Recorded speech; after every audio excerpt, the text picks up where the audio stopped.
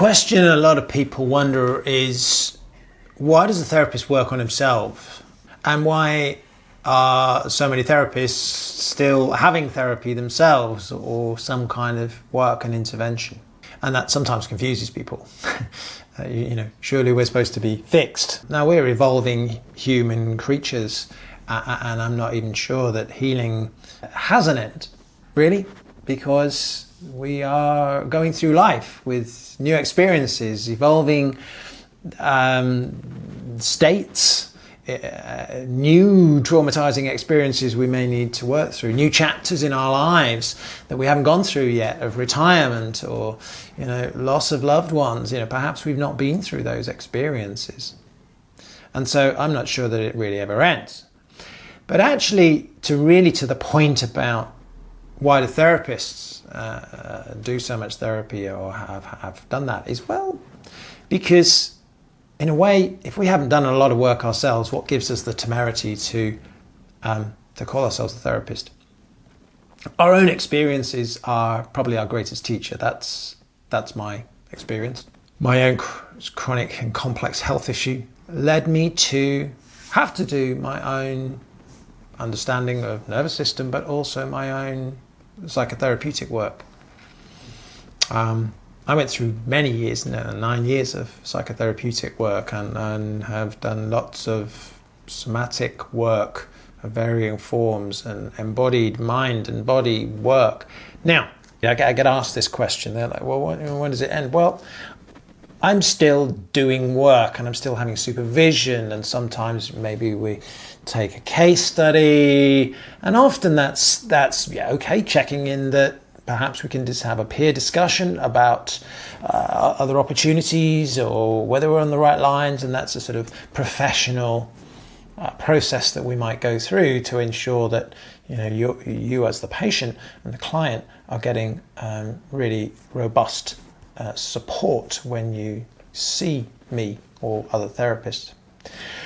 But often what comes out of supervision is it sometimes reveals something maybe about ourselves. Sometimes we might pick up something called countertransference, where we feel like something is landing that's maybe hitting our own stuff, and there's a resonance, and we go, oh, right, okay, there's a little bit of that still there, I might need to go work on that. Why? Because if we look through a nervous system lens, I need a really big capacity to be able to deal with the things that people share with me. I hear and experience the most horrific things in this room every day. And so in order that my nervous system doesn't become dysregulated and that I am able to hold the space, it means that I need to have potentially done a lot of clearing, if you will, worked and looked and examined myself deeply so that I don't get dysregulated, don't get affected, and don't start to create transference across the relationship.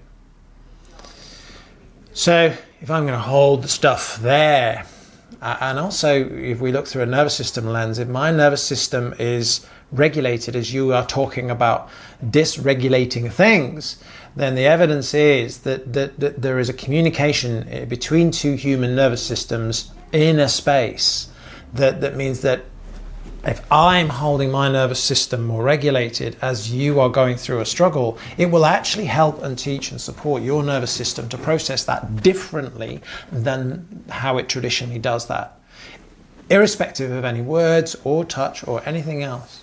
Of course, those things can be important. We need to do the work to sort of make sure that we're pretty clear, if you like, and as clear as we can so we can hold that space. The other thing I think is an empathy, that I can tell you that the things that I've gone through, my own grief experiences. I was working with a patient yesterday who was going through some grief as part of their, and a more recent part of their journey actually. And I can remember my own work on that and remembering it felt like I was in a black hole. And I was frantically scrambling to try and find the edge so I could gain traction. And then eventually I realized the futility of that and was able to surrender and yield into the floating of there is no edge to that black hole. And working through that experience myself and going through my own experiences of grief, my own experiences of anesthetic traumas, of medical traumas, of relational issues, and all of the different things that are part of being a human, yeah, means that I have a massive compassion and relatability potentially with my patients. And my patients often go, oh gosh, it's so good to know that you've sat in the chair and you've done the work, and that, you know, I've share sometimes my own sessions, my own experiences with people, and they find that they're like, oh gosh, you know, I didn't realize that you'd gone through that, or that you'd done that. But it's so human, I think, to sort of feel brothers in arms a little bit, and a sense that I'm here and I'm okay, and that I've done the work, and that we can work through that. So I hope that gives some explanation, really, to be clearer for you, to hold the space, to have a more robust capacity ourselves, and also a sense of our own compassion and relatability, I think, are some of the biggest reasons that we do our own work so much and continue to do that for you.